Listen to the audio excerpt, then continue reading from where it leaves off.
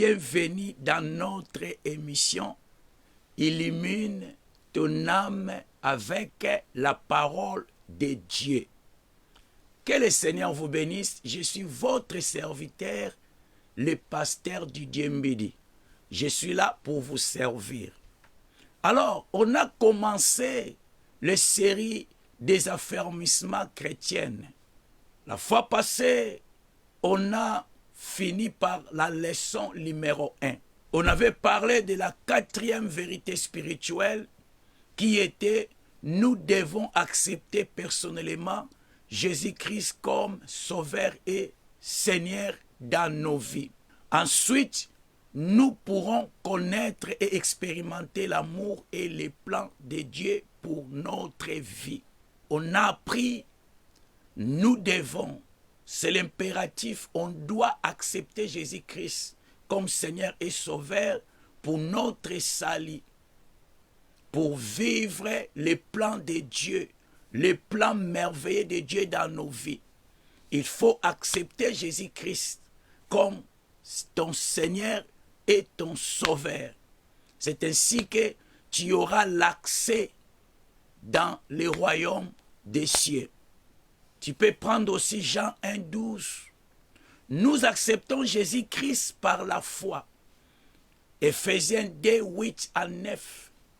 Peut-être tu es en train de te poser des questions. Comment tu peux accepter Jésus-Christ de Nazareth? Tu dois accepter Jésus par la foi. Tu dois accepter Jésus en confessant devant lui. Que le Seigneur vous bénisse. Quand nous acceptons Jésus-Christ, nous expérimentons une nouvelle naissance. Jean 3, 1 à 8. Quand tu acceptes Jésus-Christ, ça veut dire que tu es né de nouveau. Les choses anciennes sont passées. Toutes les choses sont devenues nouvelles dans ta vie. Tu as une autre vie qui donne gloire à Dieu. Donc, ça c'était la 4e vérité spirituelle. C'était aussi la fin des leçons numéro 1. La leçon numéro 1 qui est les 4 vérités spirituelles. Alors aujourd'hui, par la grâce de Dieu, on va entamer la leçon numéro 2. La leçon numéro 2 est définie comme ceci. L'assurance du salut. Donc la leçon numéro 2, c'est l'assurance du salut. Bien-aimés dans le Seigneur, si on peut un petit peu définir le mot assurance, on va comprendre que l'assurance, ça veut dire avoir une garantie. L'assurance, c'est avoir confiance en soi. L'assurance, c'est une promesse garantie. L'assurance, c'est avoir un contrat de remboursement en cas de problème. Et l'assurance nous aide quand il y a un accident. Tu sais que tu es assuré, tu ne seras jamais agité, puisque tu sais que tu as l'assurance. Que le Seigneur vous bénisse. De la même façon, spirituellement, nous devons avoir l'assurance du salut. Nous devons avoir l'assurance et que quand on meurt, on est déjà assuré pour le salut. Alors, on est assuré, point numéro 1, on est assuré pourquoi? Parce que Christ est venu dans notre vie. Le premier point qu'on va parler est Christ est venu dans notre vie. Le fait d'accepter Jésus-Christ, le fait d'ouvrir notre âme, on le laisse entrer en nous. On a déjà l'assurance. Celui qui a cru en Jésus-Christ de Nazareth, celui qui a donné sa vie à Jésus-Christ de Nazareth, il est déjà assuré qu'il a le salut en lui. Alors, nous allons dans le livre d'Apocalypse 3, verset 20. Apocalypse 3, verset 20. C'est le premier verset pour notre leçon numéro 2, l'assurance du salut. La Bible nous dit ceci. Voici, je me tiens à la porte et je frappe. Si quelqu'un attend ma voix et ouvre la porte, j'entrerai chez lui, je souperai avec lui et lui avec moi. Bien-aimés dans le Seigneur, quand on nous parle de l'assurance, on voulait nous parler de la vie que nous allons vivre après la mort, la vie éternelle. Le point 1, on nous dit dans notre enseignement, Christ est venu dans notre vie. Le point 1, pour savoir que tu es assuré, Christ doit venir dans ta vie. Christ doit entrer dans ta vie.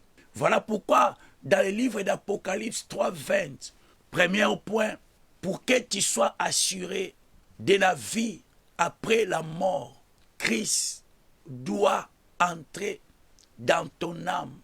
Christ doit entrer dans ton cœur. Christ doit venir dans ta vie. Il doit entrer. Il doit résider dans ta vie. Ça, c'est le premier point de l'assurance du salut. Bien-aimé, as-tu Christ dans ton âme? As-tu ouvert ta porte qui est ton cœur pour que le Christ puisse entrer en toi, pour te donner la vie et pour t'assurer vraiment qu'après la mort, tu iras au paradis? Jésus-Christ est en train de frapper jusqu'à présent dans le cœur des gens, dans les âmes des gens. Jésus-Christ, il est en train de frapper. Il ne peut pas entrer dans ton âme, dans ton cœur par lui-même. Non, notre Dieu ne force pas les choses. Notre Dieu, il demande la permission. Jésus-Christ de Nazareth, il ne peut pas te forcer. Il ne peut pas entrer dans ton âme, dans ton cœur par force. Il frappe. Knock, knock, knock, knock. Co. C'est ce que Jésus fait dans nos vies. Il frappe dans nos cœurs, il frappe dans nos âmes. Si nous ouvrons, c'est ainsi qu'il va entrer en nous. Peut-être tu vas me dire, mais comment Christ frappe dans mon cœur? Comment il frappe dans mon âme? Quand on dit il frappe à la porte, quand la Bible nous dit, voici je me tiens à la porte et je frappe, ça veut dire, ce ne sont pas des choses physiques. Il frappe dans ton cœur, au travers les messages, au travers l'évangile. Il frappe dans ton cœur quand on te prêche la parole de Dieu, quand on te prêche la parole de vie. C'est ça les frapper. C'est ça la façon où Jésus est en train de frapper dans nos âmes, dans nos cœurs. Il frappe à la porte. Cette porte, c'est ton cœur. Il frappe à la porte. Cette porte, c'est ton âme. Bien-aimé, fais entrer Jésus dans ton cœur, dans ton âme. Peux-tu ouvrir, pendant que je te prêche la parole de Dieu, peux-tu ouvrir ton âme, peux-tu ouvrir ton cœur, afin que Christ entre en toi pour te donner la vie et pour t'assurer le royaume des cieux? Ouvres-tu la porte pendant que je te prêche la parole de Dieu? Ça, c'est la bonne nouvelle. Frappez-la, c'est la bonne nouvelle que je te prêche maintenant. Frapper, c'est la bonne nouvelle que j'ai en train de t'enseigner maintenant. Peux-tu ouvrir ton âme, peux-tu ouvrir ton cœur afin que Christ entre dans ta vie pour t'assurer la vie éternelle? Gloire à Jésus-Christ de Nazareth. Jésus-Christ promet d'entrer dans notre vie à condition de lui ouvrir la porte. Il y a une condition pour qu'il entre en toi. Il ne peut pas forcer les choses. C'est toi-même qui as la clé de ton âme. C'est toi qui as la clé de ton cœur.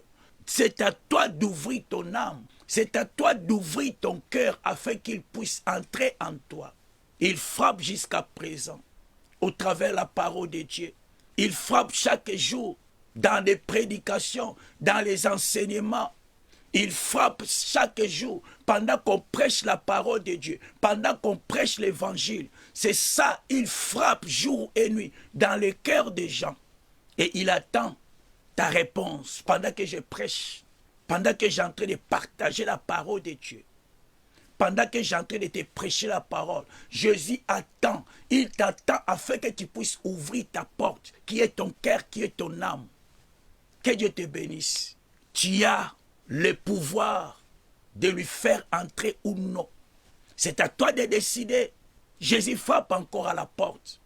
Pour avoir l'assurance, le point 1, Christ est venu dans notre vie. Est-ce que Christ est réellement venu dans ta vie?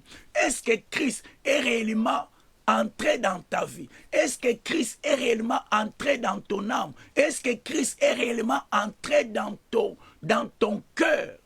Est-ce que Christ est entré dans ta vie pour te conduire, pour t'assurer et qu'au dernier jour, après la mort, tu auras à entrer dans son royaume? Es-tu assuré pour le royaume des cieux? Es-tu assuré? Les chrétiens doivent comprendre que Christ est présent dans sa vie selon sa promesse. Tu dois comprendre, ici on parle quand tu acceptes Jésus-Christ de Nazareth, quand tu ouvres ton âme, tu dois comprendre que Christ est présent dans ta vie.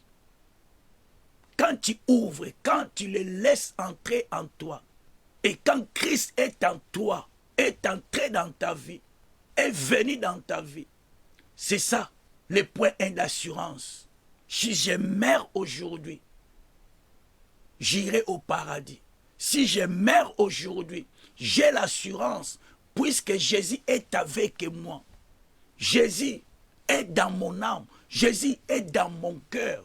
C'est ça le premier point de l'assurance du salut. Jésus doit venir dans ta vie. Jésus doit entrer dans ta vie. Quand Jésus est en toi, tu as l'assurance et que tu iras au paradis. Tu as l'assurance du salut. Que le Seigneur te bénisse. Deuxième point de leçon numéro 2, qui est l'assurance du salut. Deuxième point, c'est nos péchés ont été pardonnés. Nos péchés ont été pardonnés. Ça, c'est la deuxième point. Quand tes péchés sont pardonnés, c'est ainsi que tu as l'assurance du salut. J'irai au paradis. Est-ce que Christ a pardonné tes péchés? Est-ce que tes péchés ont été pardonnés? Nous allons dans le livre de Colossiens 1, 12 à 13. Nous allons terminer par le deuxième point sur la leçon numéro 2, l'assurance du salut. Allons dans le livre de Colossiens 1, 12 à 13. Colossiens. Livre de Colossiens 1, versets 12 à 13. La Bible nous dit ceci.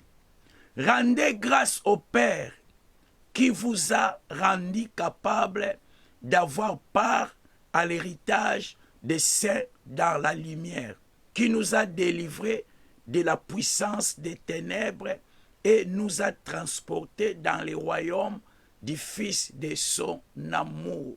Ça veut dire, nous devons glorifier Dieu qui nous a fait cette grâce, afin de participer au royaume des cieux, au moyen de rédemption. Puisque celui qui accepte Jésus-Christ de Nazareth, Dieu pardonne ses péchés. Alors que ce sont les péchés qui ont la capacité d'empêcher l'homme d'entrer dans le royaume des cieux. Donc ici, l'idée est, si tu as laissé Jésus-Christ dans ta vie, Jésus pardonne tes péchés. Comme Christ a pardonné nos péchés, on est assuré qu'on va entrer dans le royaume des cieux. L'assurance du salut consiste à être assuré pour le royaume des cieux. L'assurance du salut consiste à être assuré qu'au dernier jour, j'irai au paradis. C'est ça l'importance de l'assurance du salut. As-tu l'assurance du salut, bien-aimé dans le Seigneur? Tes péchés ont été-ils pardonnés? Est-ce que Christ a pardonné tes péchés? Rédemption signifie rachat d'un esclave. Ici, on voulait parler de la rédemption. Quand on dit nos péchés ont été pardonnés, ça veut dire qu'il y a la rédemption qui signifie rachat d'un esclave et rémission des péchés, pardon des péchés. Nous avons la rédemption et la rémission des péchés en Jésus-Christ seul. C'est Jésus qui a la capacité de pardonner nos péchés. C'est Jésus qui a la capacité de nous pardonner. Il a la capacité de nous racheter. Nous étions des esclaves du péché, mais Jésus nous a rachetés.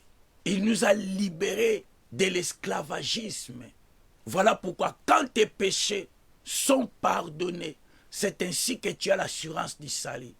Quand je meurs aujourd'hui, j'ai l'assurance, j'irai auprès de mon Dieu, auprès de mon Père. Bien-aimés dans le Seigneur, on a eu ces 2 points dans la leçon numéro 2, qui est l'assurance du salut. Point numéro 1, Christ est venu dans notre vie.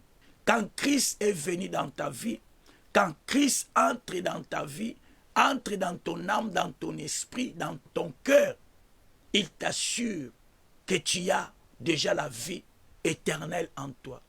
Le deuxième point, nos péchés ont été pardonnés. Quand Christ te pardonne les péchés, tu as l'assurance du salut et que quand je meurs aujourd'hui, j'irai au paradis. Que l'Éternel vous bénisse. C'était votre serviteur, le pasteur du Dembidi. Soyez connectés encore la prochaine fois pour le 3e point. Shalom, bien-aimés dans le Seigneur. Bienvenue dans notre émission Illumine